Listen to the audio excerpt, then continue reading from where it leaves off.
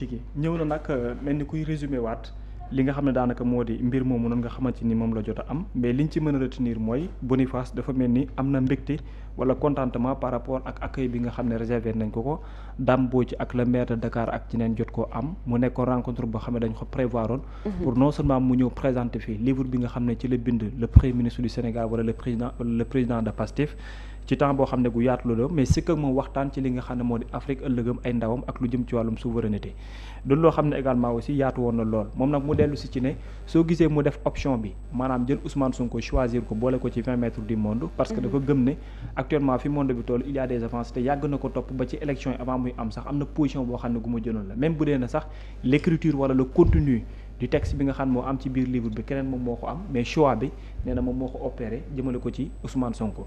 beneen bi nga xam ne aussi dina ci tegu mooy li ma la wax noonu ginnaaw ba mu salee lu jëm ci wàllu googu noonu teewul également dellu si waat na ci lu yaatu rawatina propos yi nga xam ne Ousmane Sonko jot na ko yëkkati jëmale ko ci Donald Trump loolu tam wax na ci nee na ñu bare bari tey Afrique wala dans le monde aujourd'hui dañu layaam-layaami jëmale ko ci ki nga xam ne Donald Trump ak situation bi nga xam ne aussi mu ngi ko mënee le monde mais Ousmane Sonko loolu c'était nature boo xam ne bu nekk ci moom la mosu ci changer li nga xam daanaka moo di position moo waral également mu wax ko ba mu leer nañ ci li nga xamante ni noonu la gisee Donald Trump ak li nga xam ne moom lay doxee jàpp ne nit la boo xamante nii dafay déstabiliser li nga xam daanaka moo di monde bi mu wax ko ba mu leer ndax lu nature la ci moom boole ci beneen tam wax ci relation diggante Sénégal ak la France ndax jàpp na ne c'est vrai Ousmane Sonko am na exigence dans le cadre des partenariats mais neen ak nit bi mu gis ak bi mu xam bu fekkente ni nii jox nañ cër bi nga xam moom moo war Sénégal ak France mën nañ gën a tirer beneen ëllëg boo xam ne bu gën a yaatu moom lay doon mais bu gën a équilibré moom lay nekk ndax exigence am yëpp presque ci sens boobu lay doon mais musul gis nit boo xamante nii daanaka dafay beddi beneen réew pour du ñodde beneen réew mais dafa bëgg juste réew bëgg-bëgg bi nga xam ne am na ko ci réewam ñeneen ñi mën koo respecter dans le cadre des partenariats yi nga xam ne moom lay àbb beneen bi nga xam ne également daaneel la ci bënd gi ni moo di xool yi nag ëllëg bi nga xam ne mu ngi koy séntu ci biir Sénégal nee na choix la boo xamante ni daanaka amu ci regret même bu dee bari na ñoo xam ne dañ ko doon baab naan ko ak li Sénégal def jëm ci wàllum homosexualité waruloon teewaat foofu mais daal li mu gëm mooy nekkoon rencontre boo xam ne bu am solo moom la doon de manière générale te bari na lu mu tiré comme ay fruits yoo xam ne yu am solo la rawatina diggante moom ak ki nga xam ne de réewum Sénégal mais précisément diggante Boniface ak l'actuel premier ministre wala président de Pastef Ousmane Sonko. jërëjëf Babacar Kébé ci leeral yi Birama Camara mu mel nii rek ginnaaw bi fi Pascal Boniface ñëwee daal dinay fàttali li nga xam ne rek moo tax mu daal di koy tànn mooy ci accession au pouvoir démocratiquement par rapport ak yeneen dirigeants africains yi nga xam ne dañu ñëw par la force des armes mu daal di fàttaliwaat itam relation yi nga xam ne ñu ngi koy séq ak France ban jàngat nga am ci taxaw seetlu bi nga xam ne jot na koy waxaat. waaw mu nekk bilan la doon def bilan puisque li ñu waroon wax ci livre bi moi je pense que wax naa ko ci donc li ci topp mooy déclaration bi mu def après bi mu gisee Ousmane Sonko. te loolu moo ci am solo xam nga parfois mbir di nga ko gis à travers les médias di ci am benn lecture nga dem au contact. direct nga gis ni liñ ma doon wax ci nit ki bi ma ko xoolee wala bi ma ko jegee fréquenté ko mën nga gis le contraire de ça en bien ou en mal. des fois nit ñu médias yi ñu wane ko ni c'est quelqu'un de très sympa de très ouvert de très démocratique de qui a l'esprit ouvert. nga fréquenté ko waxtaan ak moom après nga gis ni kii liñ ma doon décrire. mais bi ma ko jegee gis naa ni c'est tout à fait le contraire. comme tamit ñuy décrire nit ki comme un gars quelqu'un de très belliqueux. quelqu'un de très fougueux quelqu'un de très suffisant de nombriliste nga dem ba fréquenté ko gis ni ndeketeel nit ki il est sympa il est ouvert il n'est pas exempt de critique ou bien il n'est pas allergique aux critiques. donc mooy wane aperçu bi ngay am ci nit ki de loin ak de près. donc loolu la def je pense ginnaaw bi mu ñëwee Dakar donc def na tiré na bilan. gis na aussi def na benn synthèse aussi ci li ñu xamante ni yëkkati nañ ko fii ci ay kàddu. parce que boo xoolee conférence boobu c'était jeudi dernier mais li ci gën a am coow mooy kàddu yu mu yëkkati moom le leader de Pastef les patriotes kàddu yu mu yëkkati. jëmale ko ci ki nga xamante ni moo nekk la première puissance di Donald Trump.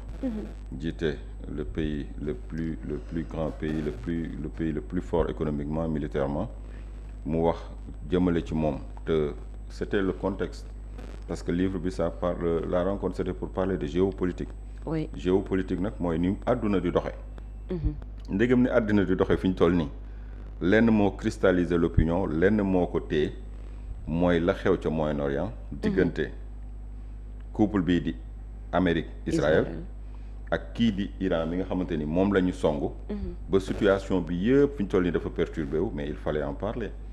Quelle est la cause de ce désagrément, quelle est la cause de ce désordre. ci la wax ci li ki nga xamante ni moo jiite Amérique. nga xamante ni moom ci biir livre bi aussi dañ ko cité. def portrait mu wax ci moom te gis nga bi mu ci waxee ak coow li mu jur Sénégal ñii di taf seen gémmiñ naan kii dafa dof daf ñu bëgg a indi problème. fan la ñu jëm affaire bi dafa mujj sax reetaanlu en quelque sorte. tu donnes ton avis sur quelqu'un nit ñi ni yow da nga ñu bëgg a sànq naa. comme si ça pouvait empêcher à Donald Trump de faire ce qu'il veut faire. Non les gars c'est quoi le problème en fait. Je donne mon avis situation monde bi gis nañ ni mu demee c'est quelqu'un qui est en train de perturber l'ordre mondial. Et ce quelqu'un-là il est tellement puissant. Mais écoutez on fait une comparaison avant muy ñëw au pouvoir 1 an fan la monde bi tolloon. ak bi mu yegsee fan la monde bi nekk. kooku bu ñu ko nee tu es un homme de paix tu n'es pas un homme de paix ku la ko wax da lay nax. loolu mooy déclaration bi et puis gis nga tollé bi mu def. te tollé boobu après finalement am na ci biir semaine bi rek ñeneen rebondir nañu. Pedro Sánchez bu Espagne premier ministre espagnol. L'ancien président français François Hollande. Il a dit des choses et c'est la réalité. mais Birama comme ñu taxaw seetlu ce que pensent les gens tout bas. Certains osent le dire tout haut. Trump dem na sax ba moom daal da ngay ànd ci xeex bi àndoo ci xoolal kan la traité démb de tous les noms d'oiseaux premier ministre Italie. ànduñu ci xeex bi autant du dem di la fekk si ci xeex bi tax na mu bëgg ko traité de lâche. traité ko de tous les noms moom Trump. wëlbatiku demaat ci pape bi bëgg a traité pape bi de tous les noms. parce que rek yow wane nga ni je suis contre cette agression. wala gisuma ni xeex moo mën a lijjanti àdduna bi. donc mu nekk li nga xamante ni bon ñun Sénégal nag ñun dañu am suñu ay perception bopp ñun on est un peu tellement particulier ba xamante ni. boo fi waxee rek ça boo deful nag leneen moo la ciy fekk mais lu mu ciy mën di doon mooy def na bilan ñëwum Dakar. ñëw bi moi je pense que li ci ëpp solo du moom li mu fi wax parce que li mu fi wax gisuma ban njëriñ la ñu mën a amal. aperçu bi mu am ci Dakar moom la concerné. c'est pas parce que il est content que Dakar dafa baax qu'il n'est pas content que Dakar non man du gisee ma noonu. ñëw na kontaan na ci ñëw bi mu fi ñëw te gis na njëriñ bi rëccuwul le fait que ñu boole woon Ousmane Sonko ci les 20 membres du monde. ci ñi nga xamante ne dañu am influence. ndax nee na bi mu ñëwee ba gis ko dafa gën a conforter idée bi mu amoon. TSP oui. waaw loolu nag moom la concerné man li ma amal solo ci ñëw bi. puisque dama jàppoon ni ñëw bi gisuma woon njariñ bi. parce que dama jàppoon ni ñëw bi c'est Pascal Boniface qui dialogue avec Ousmane Sonko. heureusement que demewul noonu. les Sénégalais ont pris la balle au rebond. liñ ci def moom mooy fexe ba profité ci tribune bi. wax li nga xamante ni moo di incohérence yi nekk ci livre bi mais aussi wax seen vision ci monde bi te loolu je pense que law na c'est très très médiatisé. Et je pense que loolu moo ci am solo joxe nañu suñu position suñu diggante ak France te je pense que ki ko doon def ba mu nekkee ci opposition aussi même posture la amoon. li muy def rek mooy conforter idées yi mu amoon ci du côté de l'opposition mu ñëw conforter en tant que leader de parti. En tant que leader de parti c'est pas le premier ministre qui parle au nom du Sénégal c'est un leader de parti quelqu'un de très influent politiquement. Qui parle et qui donne son point de vue sur les relations bilatérales entre le Sénégal la France et la situation géopolitique du monde mu nekk li nga xamante man de loolu laa ci gis ni moom mooy njariñ bi. te daje yu mel nii li ci am solo mooy ndajeem xam-xam la très très souvent muy faral di am ay ñeneen nit yu nekk ci Sénégal ay pourquoi ay ku ci mel ni Souleymane Bachir Diagne. ndaje yi ñuy amal ci yenn temple yi mais muy am fii Sénégal pourquoi pas ay intelligentsia bi di ñëw di fi daje di waxtaane ci ni monde bi doxe ñu naan lii Dakar lañ ko décidé woon le sommet de Dakar ou bien la conférence de Dakar. Comme ni mu doon amee Cheikh Anta Diop yaa ngi suivre ay conférence am ñu naan la conférence du Niger. 1980 lan je ne sais plus. Les images ne sont même pas claires. Oui 1900 Cheikh Anta je pense mu ngi décédé en 1985. mais je pense que conférence yooyu c'était vers les années 1981 1982. li mu ciy wax c'est toujours actuel. mu nekk ay ndaje yu am solo. conférence yi mu defoon Égypte ak yeneen. donc mu doon li nga xamante ni je pense que ñu bëri war nañ di initier ndaje yu ni mel di woo ay boroomi xam-xam yi nga xamante ni seen xam-xam c'est reconnu ñu fekk fii tamit ay doomu réewum Sénégal fekk fi ay africains surtout pour que mu bañ a nekk yëfu sénégalais mais mu nekk yëfu Afrique mu doon li nga xamante ni dinañ fi décider di fi génne ay xalaat yu mën a jëmale àdduna kanam mais luy gën a rehausser li nga xamante ni moom moo di daraja nit ku ñuul donc je pense que loolu mooy njëriñ li mais li ma ci doon xaar weesuwul moom premier ministre mu indi ay pas relecture mais mu indi ay correction ci li nga xamante ni nekk na ci biir livre bi te nekkul li nga xamante ni moom mooy réalité donc te je pense que def na ko bi mu ko defee nag ci laa ni heureusement au moins lire na livre bi au moins jël na occasion pour mën a rectifier li nga xamante ni bind nañ ko ci livre bi te peut-être méngoowul ak la réalité. jërëjëf Birama Kamara Mouhamadou Diallo Pascal Boniface boo xoolee nee na jotoon na jot quelques pressions sax par rapport ak ñëwam bi ndax gisoon nañ ñu ne ko waroo fa dem parce que am na li nga xam ne moom mooy durcissement loi sur l'homosexualité ak yeneen yi nga xam ne jot na koo tudd lan moo ci sa gis-gis. waaw man déglu naa ko démb si bilan bi nga xam ne nii def na ko. parce que jàpp naa ne loolu itamit dafay ñëwaat si mérite bi organisateurs yi am mooy ñoom Dame Mbodj ak kuréel bi ñu àndal. parce qu'ils ont réussi à faire de cet événement moom un événement mémorable mooy loo xam ne ni moom dinañ ko fàttali dinañ wax la conférence de Dakar bi fi amoon diggante Pascal Boniface mi nga xam ne nii si wàllum géopolitique la spécialisé wu mais mi borom xam-xam di yëngu si wàllum xam-xam aussi di bind. di koo xam ne ni aussi boo xoolee ses idées du lu ñu épouser trop sax si dëkk bu mu bàyyeekoo muy France ak yëpp boo xoolee si média français yi sax raar na gis sa jamono ji donc tellement que ces idées parfois dafay dem à rebours de lii ñu bëri jàpp ne moom mooy kii parce que moom dafa gëm ni que France dafa war a xoolaat redéfinir ses relations à l'Afrique ses relations au Sénégal ses relations au Mali ak ses rapports au Sénégal ses rapports au Mali ak yeneen yoo xam ne nii en Afrique en général noonu lañ ko war a taxawoo mais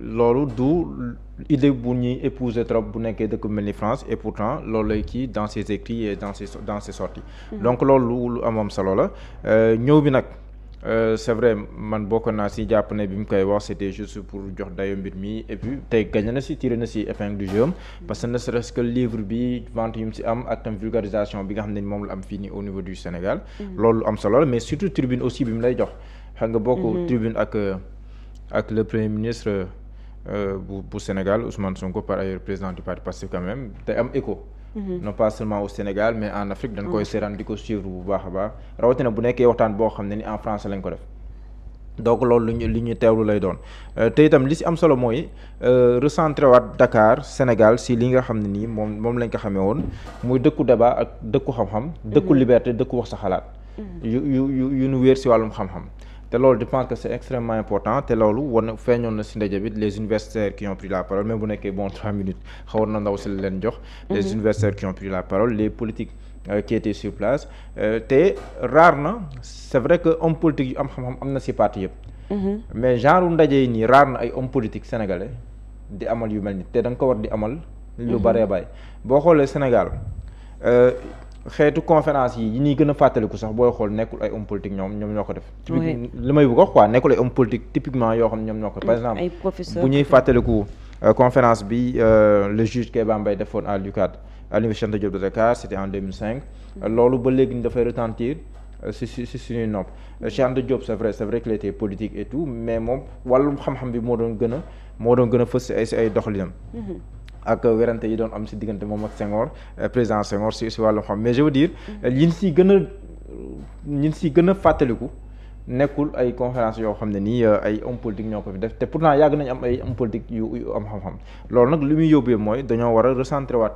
mbir mi foofu noonu les hommes politiques di débattre di confronter seen ay xam-xam ak yeneen ak yeneen xam-xam xam nga parce que bi mu doogaa juddu en 2014 bokk na si lim gën a ràññee ko mooy si wàllum débat le débat sur l'économie ak yi xeetoog yooyu ba pare di dem ñu bëree bëri si plateau télévision yi Ousmane Sonko mi dafa débat ba sonn sooga débat ni débat contradictoire ak yu mel noonu donc yeneen leader yeneen kii parti di ko def le parti réew mi amoon na loolu même mu nekkee man Idrissa Seck musuma gis muy débattre nii bon mën na am dans les années 80 mais man lim bi ma ràññee daal mosuma ko gis moom émission bi ma gën a fàttaliku bi ma gën a marqué sax d'ailleurs mooy émission bi defoon ak le doyen Daouda Ndiaye yàlla na ko yàlla gën a bàyyi fi guddal fanam bi nekkoon DG RTS mooy en toute liberté jamono jooju je pense qu'il était le directeur de cabinet du président Abdoulaye Wade juste avant mi nekk premier ministre mu nekkoon émission moom mais comme débat nii man.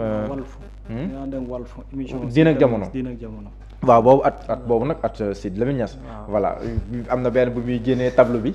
di def ay démonstration waxuma genre débat yooyu quoi. mais d'accord comme débat politique. xam nga Diine ak Jamono waaw xam nga Diine ak Jamono nga toog Sidy Lamine Niass loolu leneen la. mais mais je veux dire débat contradictoire voilà loolu laay wax quoi.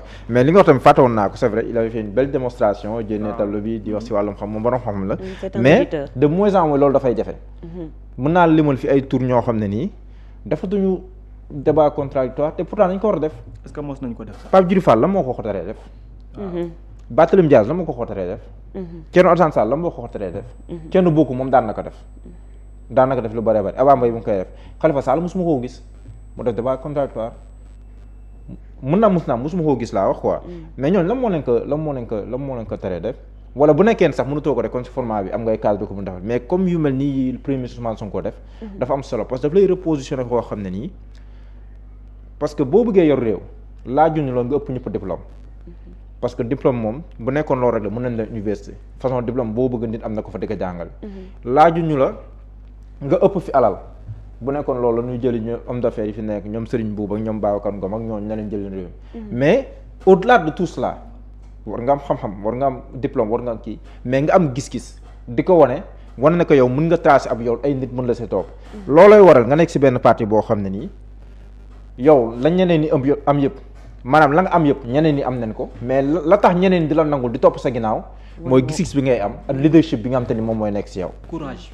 waaw courage bi loolu day dugg si leadership bi. léegi leadership boobu noonu da nga koy wane da nga koy incarner. xam nga tey ji Ousmane Sonko bu ko neexoon mu ne je suis le président du Sénégal damay lancer sama presse soxlawu ma si koo xam ne ni dafay ñëw di ma wax loo xam ne nii.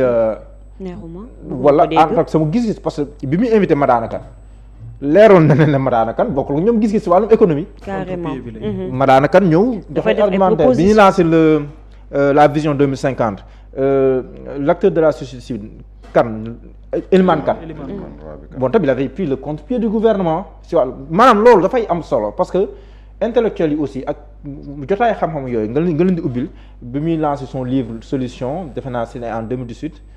place de l'Obélisque aussi taxaw ak ay journalistes yu critique ñoom Pape Cheikh Sylla leen bokkoon ñu koy poser question mi tontu loolu tam dafa am solo parce que dafay wane dimension yooyu am ba pare ñeme débat contradictoire keroog mu ngi koy wax si ndaje mi ngi naan débat contradictoire da nga ko war a wéyal dans le respect certes mais il faudrait que ñu nangu ñun di wutee si ay gis-gis wutee gis-gis boobu noonu loolu mooy lii gën a ndaw li ñu mën a nattee démocratie te pourtant ñu bëri fu mu toll li bañ nañoo sax toog si bon c'est vrai que nag c'est risqué ku mel ni Abdourahmane Diouf moom ko mën la moom. mais bu fekkee am na vision bu claire te voilà mais bu nekkee da ngaa mel ni man bu nekkee da ngaa mel ni man dem jàkkaarloo benn Babacar Kay bu wex xat xam nga c'est un peu risqué aussi c'est un peu risqué mais quand même nan si dem davantage vers ça parce que loolu mooy tax ñu mën a élever le niveau du débat parce que ñoom tam mu déserté plateau yi sama genre yi des fi mais lii gën a suufee rek la ñu waxtaanee xam nga keroog sax ñu ngi wax si wàllum li mu wax Donald Trump mais Donald Trump bi ñamala dong la mais boo xoolee son discours bu am solo la rek te boo xoolee suñu diggante ak France wax dëgg yàlla lu yenu maanaa la wax waxul France jóge leen fi dafa ne France nañ ànd nawle te looloo yenu maanaa te ba léegi nii il y a des choses yi am fi ñun suñu diggante ak France li gën a banaan mais wàllum demande visa ak yi demee da ngay gis manque de respect notoire da lay wax ne ñun suñu réew yi am na yoo xam ne dañ koo nangu te waruñu koo nangu maanaam te dafa dem ba dafa normal parce que nangu neen ko mais dañoo soxla am taxawaay boo xam ne wàllum fulla ak fayda la si wàllu woowu te loolu maanaam lii mooy illustration bii gën a banal bii gën a ndaw si suñu ay relation ak yeneen réew mais loolu tam dafay laaj en un moment donné nga ne stop par rapport à Donald Trump man xam nga dañu naan fu nekk foog nga xool intérêt au Sénégal mais léegi nañ xool intérêt au Sénégal est-ce que guerre bii am jamono jii nii si Moyen-Orient est-ce que intérêt Sénégal la wala du intérêt Sénégal non voilà pas du tout voilà la fa manqué yow sànq mën na am sa conséquences yi fekk ñu fii bien sûr parce que commencé na laal yeneen pays kañ lay agsi kay loolu la question wala nekk di posé kon du suñu intérêt kon ñun suñu intérêt mooy ñu fexe ni jàmm amee fii suñu doole yam ak fii suñu suñ kàddu yam mais nag jàmm boo ko wut bokk si kii nga xam ne moom mooy dóore wala kii nga xam ne moom moo tooñ nga xëy kii c'est vrai que nag man li ma yàgg wax boo amee ndombal tànk bokkoog journaliste bi toog si plateau liberté bi mu am yow mënoo ko am mais nag foofu na xam tam ku nekk ak ka nga waxal kan la kam yi waxal moo fi noonu réewi Afrique yi ay dañ ma baal pays de merde moom moo ko wax entre guillemets moom mooy tiim moromu président am wax ko la ko neex moom bàyyiwul sax kilifa diine ku xam pap dayo bi mu am ak li muy représenté li muy représenté nga jàll ko baat ak historiquement ren mu nekk. non waaw xam nga bu njëkk pour mu doon ko après. non voilà donc kooku noonu la ñuy waxal léegi nag man dama xamul Sénégal kan moo yaree sa doom ni que nit moom bu la ëppee doole moom comme moo la ëpp doole lépp lu mu la wax nangul. bu la saagaa nangul bu la tooñee nangul parce que moom moo la ëpp doole. di xaar ba am doole léegi nag discours benn nit wala discours benn leader loolu discours mais loolu jàpp moo ne mën na am jeexit si ay relations entre Sénégal ak États-Unis parce que man jàpp man dafa ŋàññul États-Unis njiit ba la ŋàññ si ay doxalinam mais quand même foog ñu sóoraale waale aussi que am na ay sénégalais yu dund aux États-Unis te ñun tam suñu intérêt la ñun sénégalais yi ñu def tout ba sénégalais yooyu woy di nekk si jàmm foofu noonu ñu nekk et vice versa mais je pense que bu ñu jaawale aussi ñaari parce que ñu bëri dañuy wax comme si États-Unis la attaqué or États-Unis attaqué wu États-Unis njiit ba la attaqué ñenn dina mën a njiit ba lu koy tàqal ak réew ma mais ce sont ay problème gis-gis la gis-gisam la wax keneen mën nga am beneen gis-gis keneen mën na jàpp ne que nit warta waxee nii si président surtout boo nekkee premier ministre ñu nangul ko gis boobu mais c'est son avis moom wax na ko assumé na ko su ma doon moom amaana duma ko wax mais wax na ko c'est son avis. d'accord Diallo foofu bëgg nañu taxaw foofu tuuti est-ce que tey jii nii connaissant Donald Trump avec sa personnalité ndax lu Ousmane Sonko wax wala mu ñàkk koo wax tere na ko bu ko lu mu bëgg a def mu def ko par exemple tey jii nii ndax tey jii ñu raayal ko tànkam ne ko yow yaa baax terewul bu soxla woon dara Sénégal te jotu ko mu def fa li mu war doon def. mais là lii firndeel li ngay wax nii. bu fi juróom président demee président Gabon ak président bu Sénégal jàppoon ne moom mérité na prix Nobel de la paix. ñu waxtaan fa. est-ce que bi ni ñibbisee gis nga ne que Donald Trump bëgg na si ñun bëgg boo xam ne nii feeñ na si programme yu suspendroon mu ne nañ defal exception Sénégal yu su mel ne USAID ak yu demee noonu ak programme bi nga xam te ne nii daan na dimbali Sénégal ba si wàllum électrification rurale programme MCA ak yooyu ndax tax na mu ne ñi kat wax dëgg yàlla nee na man sax mérité naa prix Nobel de la paix bàyyi ma yolomal jëmal si ñoom ñeneen exception non est-ce que tax na si liste rouge bi ñu dugaloon Sénégal par rapport à migration ak yooyu wax na ko Sénégal dëkk la boo xam ne nii fiable lool si ay état civil ak yooyu est-ce que tax na ñu teggi si tànk non pour corroborer li ngay wax nii kon nit la koo xam ne nii ni mu ko yëgee noonu la koy defee ak li nga xam ne nii jàpp na nangul naa ko nag benn mbir dëkkam lay défendre intérêt ak waa dëkkam fula boobu nag war nañ ko jàng si moom ku nekk nga taxawee noonu. America first. waaw man fula boobu moom neex na ma si moom ku nekk aussi nga parce que aussi kan mooy invité ay président ay njiiti réew yu mel ni yow xam nga ñu dañuy wax mais di humilier say morom président am na benn réew bu ñu jege mais ni mu waxee président ba ak ni mu ko daggee ba président am doon waxee mais loolu. da nga si am kersa. beneen président ba làkk ay anglais mu ne ko foo jàng anglais pour leur dire que yéen moom waroo leen am niveau làkk anglais bu mel nii. xamul sax ni pays anglophone la. pour dire que ñàkk naw la woo donc après nit bu waxee dañuy xool kan lay waxal. xam nga bi muy wax ak France foofu il a été il a mis les formes donc mais pour dire que loolu ay avis la te ku nekk sa avis. ku nekk sa avis nag mënoo ko imposer na ñëpp ñi man la nga war a gisee par force ku nekk da nga koy nangul gis-gisam et puis loolu sax moom mooy enrichir le débat public ñu mën a avancer. jërëjëf Mouhamadou Diallo Babacar ban jàngat nga am ci ndaje bi nga xam ne jotoon na am surtout par rapport ak situation géopolitique bi ñuy dund jamono ji. Je pense que l'essentiel a été presque dit compte tenu li nga xam ne mooy rencontre boobu initiative bi à la fin il était juste revenu ci li nga xam ne daanaka moom moo jot a déroulé wu mais jàpp naa ne à l'issue liñ ci wax yëpp sens boobu sax fa laa bëggoon waxee mais Mouhamed jiitu na ci mooy importance bi nga xam ne nii nos politiques war nañ ko mën a jox débat yi nga xam ne parfois moo war a changer la donne au niveau national surtout nag bu fekkee dafa am benn situation boo xam ne foofu nga toll te yéen ñëpp li leen yitteel dans le cadre politique suñu koy wax mooy c'est de bien faire pour la cité donc dans ce sens là ñëpp dañoo war a mën a un débat boo xamante ni historiquement bu ñu ci delluwaatee à chaque fois ndaw bi nga xamante ni dafa war a mën a fàttaleku ci woy politique bi mën a xalaat ne lii diw sàngam waxoon na ko fi ëllëg war na maa mën a jëriñ ci leneen. mais la majeure partie il y a que dans des polémiques ci ngay gis ne bu amee balaa ngay xippi sax gis nga contribution benn way politique. te loolu jàpp naa ne war nañ mën di ko amal pourquoi pas à travers l'Afrique wala dans le monde muy faral di am ñoo xamante ni peut-être dañuy inspiré wala ñu nekk dans un domaine boo xam ne sont très reconnus. parfois ñi mën di am un déplacement naan dañuy animer benn conférence ak benn personnalité. pas pour dire que ne Pascal Boniface sa venue a été de manière miraculeuse wala yeneen ak yeneen mais par contre ça a été benn occasion pour Ousmane Sonko que moom mu profiter ci man je me suis dit sax que c'est Ousmane qui a utilisé Pascal Boniface pour mener non seulement un débat mais s'adresser également aussi au monde entier et après également aussi ça a été également bénéfique pour moom parce que man continue wala résumé bi ma dégg Boniface def ko mais loolu ci intérêt Ousmane Sonko kott la ko def daanaka boo ko xool parce que li mu ci wax yëpp lu bénéfique la pour Ousmane Sonko notamment sa position catégorique diggante réewum Sénégal ak réewum France parce que ni mu ko waxee ak lam ci wax te loolu li ko may mooy parce que après il y a eu benn contenu boo xamante ni bu fa wàcc la ak la nga xamante ni jot na ko caa ruusal mais surtout gën a réitérer davantage li nga xamante ni moo di seetlu gi mi am auprès de cette personnalité sénégalaise notamment même on peut dire africaine Ousmane Sonko. loolu day wane bu baax a baax que ne am na loo xamante ni lu mu gis ci nit ki la wuutee sax ak ñenn ci Sénégal yi nga xam ne ñoo nekk ak moom à l'intérieur du pays mais lu ci mën a am dafa war a nekk occasion pour les politiques ñi gën di hisser seen nom ci yeneen sens yoo xam ne yu bokkul lay doon mooy essayer d'avoir des débats wala des conférences avec des personnalités yoo xam ne dans le monde sont connues et reconnues dans un domaine pour wane ne ñoom aussi sont des politiques yoo xam ne nii parfois s'il le faut dinañ mën a weesu wàllum defante bi ci wàllum politique mais dans le cadre de la proposition dinañ def une production boo xam ne nii day nekk un intérêt pour un continent mais surtout pour un pays. jërëjëf Babacar Birada mu ngi si dolli. d'accord peut-être rek souhaiter que ñu dem ba Sénégal aussi ñu yegg ci niveau boobu. waaw dem ba bu ñu nee économie. Abdoul Mbaye ancien PM génn. Amadou Ba génn. Abdoul Mbaye qui est très machallah. Les anciens ministres des finances. ñu génn. ni dañuy initier benn débat wala dañuy initier benn panel boo xamante ni. c'est pour sortir notre pays de ce gouffre. ñoom yor nañu am nañu expérience. xam nga am na pays yoo xamante ni par exemple le Bénin par exemple. xam nga le Talon il n'est plus. Patrice Talon génne na pouvoir bi.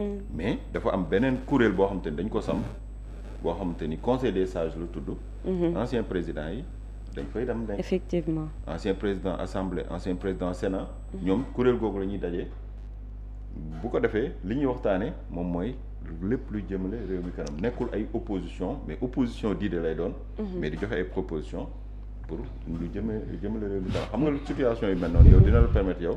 même boo jógee au pouvoir di nga toog ci dëkk nga nekkaat ci parce que dëkk bi moo la wan ni da laa soxla. waaw nga nekk ci kuréel googu. mais imagine tey ñu dem jékki-jékki ku mel ne Amadou Ba ancien ministre des finances initier benn panel économique. invité ci ay économistes. intellectuels oui. wala invité Sonko mais loolu dina grave de. mais dafay nekk wala Sonko ñëw présider ko. non jarul présider day doon. na nekk une rencontre débat non mën na d'idées. ñëw présider ko en tant que premier ministre. en tant que premier ministre. waaw mais man nag dama jàpp ni foofu bu ñu nee premier ministre dañ naan sax politique bi da ciy feeñ. parce que da nga am idée en tant que premier ministre ñun ñu nekkoon premier ministre. confrontation des idées mën na fa ñëw. non su fekkee da koy def dans le cadre économique seulement dafay inviter économiste mais ki koy présider ça sera le premier ministre su paree génn ndànk dem bàyyi leen les économistes continuer le débat. c'est un débat d'idées. moom si boppam na ko présider moom Amadou Ba. c'est quelqu'un dans ce pays. bien sûr jiite na économie et finance tant d'années. nekk fi premier ministre nekk ministre des affaires étrangères. il est expérimenté tey il est acteur politique. il est dans le pays mu ngi ci réew mi. imagine tey mu initier benn débat yónnee ay carton invitation. woo ay borom xam-xam ci wàllum économie. c'est vrai. xoolul. presque yëpp koy dem c'est intéressant. woo puisque Abdoulaye Daouda Diallo kañ ngeen gëj a dégg mu wax ci micro. Oui. Qu'est-ce qui l'empêche de parler? Voilà. Il est toujours acteur politique mais qu'est-ce qui l'empêche de donner son point de vue wala de montrer des pistes de solution. yaa defoo sa loxo ngi ci nekku ci mais rek ngeen di waxtaan di daje ci loo xamante ni c'est dans l'intérêt exclusif du Sénégal. et possibilité le boobu plus grand défi c'est de pouvoir rassembler c'est juste pour montrer la voie. le Sénégal dafa tàmm di montrer la voie. aux autres pays africains. dañu yàgg am démocratie ba ñuy voter amaguñu indépendance leçon yooyu yëpp mais di montrer aussi l'exception sénégalaise. yooyu c'est des choses yoo xamante ni ne serait-ce que pour les générations futures. dinañ ni ñun seen mag yi de defoon nañ ko. mais écoutez àggaguñu niveau boo xamante ni les présidentiables dañuy toog débat comme aux États-Unis am ay débat ay primaires et cetera àggaguñ ci niveau boobu d'accord mais jàmm. pourtant c'est faisable. ci période bi nga xamante ni jàmm am na. jàmm am na amul échéance à venir. mais war nañ mën a amal UCAD 2 wala ci ay temple ay waxtaan yu am solo Idrissa Seck ñëw teew. mais génne aussi son point de vue son avis. xam loolu dina la permettre nga xam ni askan wi de du wàllum carte rek la seq ak ñoom. mais seq naa ak ñoom loo xamante ni amul parparloo mais dama war a bokk ci li nga xamante ni mooy développer réew mi te séentuwuma ci dara. séentuwuma ci xam nga politique moom waaye politique moom ils ne font jamais rien pour rien. mais nga génn ci sottante xalaat boo xamante ni on sait que y a pas de gain personnel. te ñëpp dinañ ci jëriñu ak foofu journalistes yi ñëw teew. parce que le débat c'est pas simplement autour des plateaux. foofu noonu journalistes yi ñëw teew ñu organiser ko ñu poser ay questions ñu ni par 6 mois benn yoon. wala même 1 an benn yoon sax dina wax nekk na lu